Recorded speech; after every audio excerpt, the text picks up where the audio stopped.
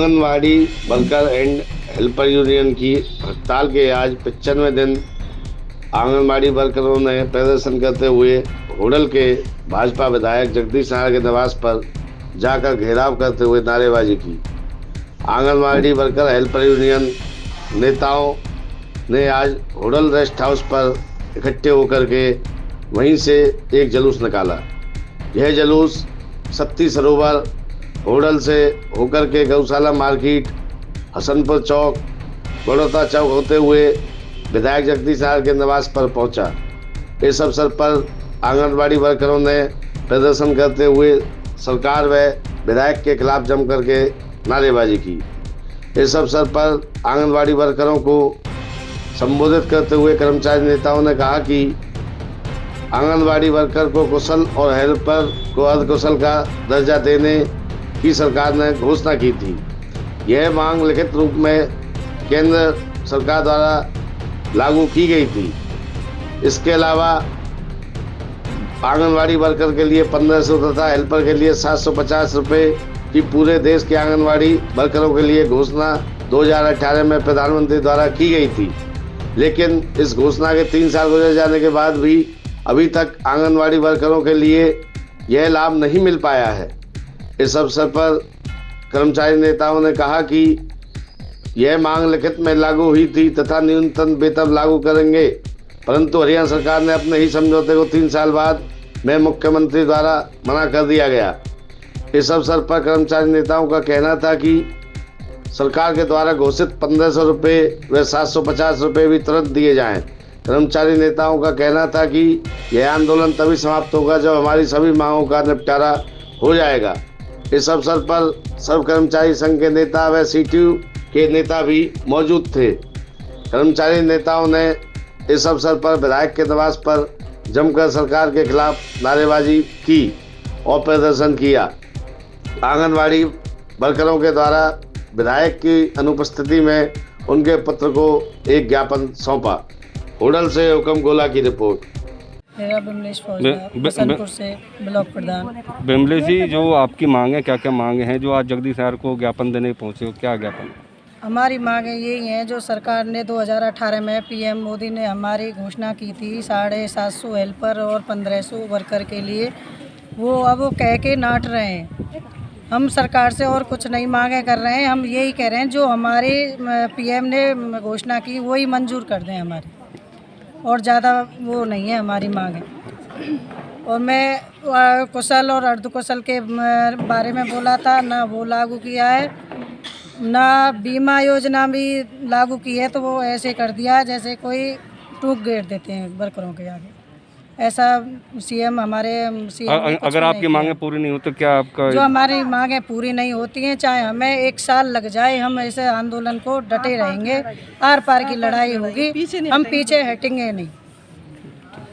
क्या नाम है जी आपका? मेरा नाम कमला है जी, मैं होडल ब्लॉक की प्रधान हूँ। कमला जी, ये बताइए कि जो आज आप जगदीश नारायण विधायक के आवास पर आए हो, क्या क्या मांगों को लेकर आए हो? क्या हम 45 दिन से हड़ताल पर बैठे हैं जी। हमारी मांग यही है, 2018 के सितंबर में हमारे पीएम जी ने घोषणा की थी कि मैं आंगनवाड़ी वर्कर और हेल्पर को 1500 रुपया और हेल्पर को 750 रुपया दिवाली का तोहफा दूंगा। लेकिन 3 दिवाली अंधेरे में चली गई है।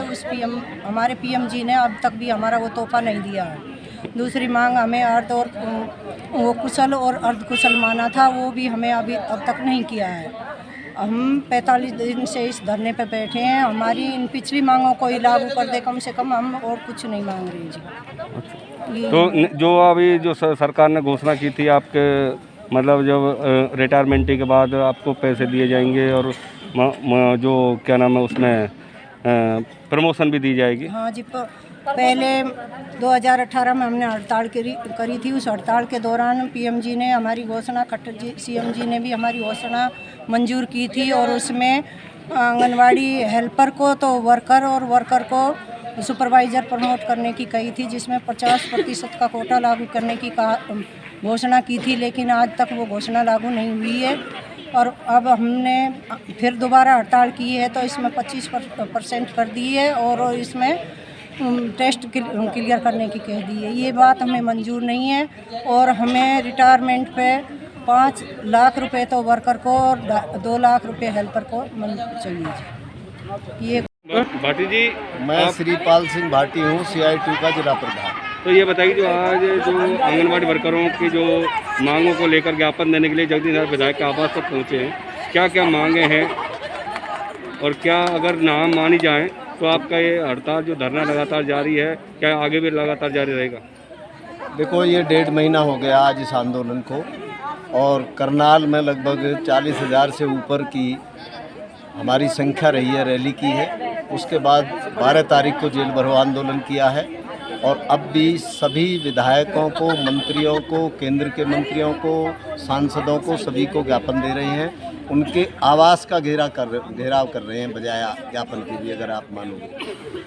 रही बात मांगों की, मोटे तौर से 3 या 4 दौर की वार्ता हुई है, और उस वार्ता में सरकार जो देश के प्रधानमंत्री ने 28 प्रदेशों के लिए आंगनवाड़ी वर्कर हेल्पर को 1500 और 750 रुपये की घोषणा की थी, वो 27 प्रदेशों में लागू हो गई, केवल हरियाणा बचता है।